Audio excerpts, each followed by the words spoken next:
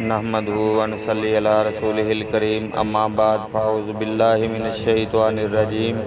بسم اللہ الرحمن الرحیم۔ کل نفس ذائقۃ الموت، صدق اللہ العظیم۔ جس طرح کے ناظرین کو پتہ ہے کہ قاری القرآن قاری عبدالمتین اصغر صاحب رحمۃ اللہ علیہ جو کہ فضائل صحابہ کانفرنس میں صحابہ کی عظمت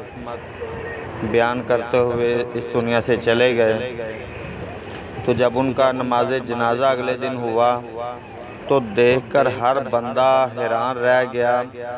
کیونکہ عبدالمتین اصغر صاحب رحمۃ اللہ علیہ ایک بہت ہی اچھے اور بہت ہی ملنسار آدمی تھے اور غیر متنازع شخصیت تھے۔ ان کا تعلق بے شک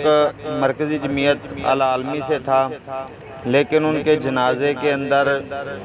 مرکزی جمعیت اہل حدیث پاکستان اور مرکزی جمعیت اہل حدیث عالمی اور جماعت الدعوہ، جماعت اہل حدیث، تمام جماعتوں کے سربراہان اور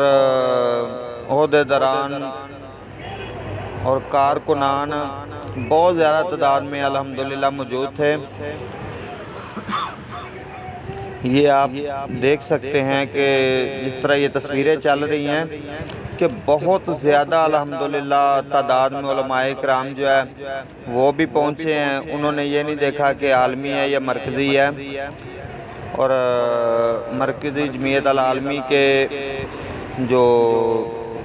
امیر ہیں مولانا محمد شریف چنگوانی صاحب اور علامہ طارق محمود یزدانی صاحب، ذاکر الرحمان صدیقی صاحب اور بھی بہت زیادہ نام جو ہے نا وہ بھی اس لسٹ میں موجود ہیں۔ جہاں پہ یہ لوگ آئے تھے وہاں پہ شیر پنجاب حضرت مولانا منظور احمد صاحب بھی جو ہے نا وہ جنازے کے اندر پہنچے ہیں، قاری محمد حنیف ربانی صاحب بھی پہنچے ہیں، اور بھی بہت زیادہ علماء کرام الحمدللہ کثیر تعداد میں پہنچے ہیں۔ دعا کریں اللہ تعالیٰ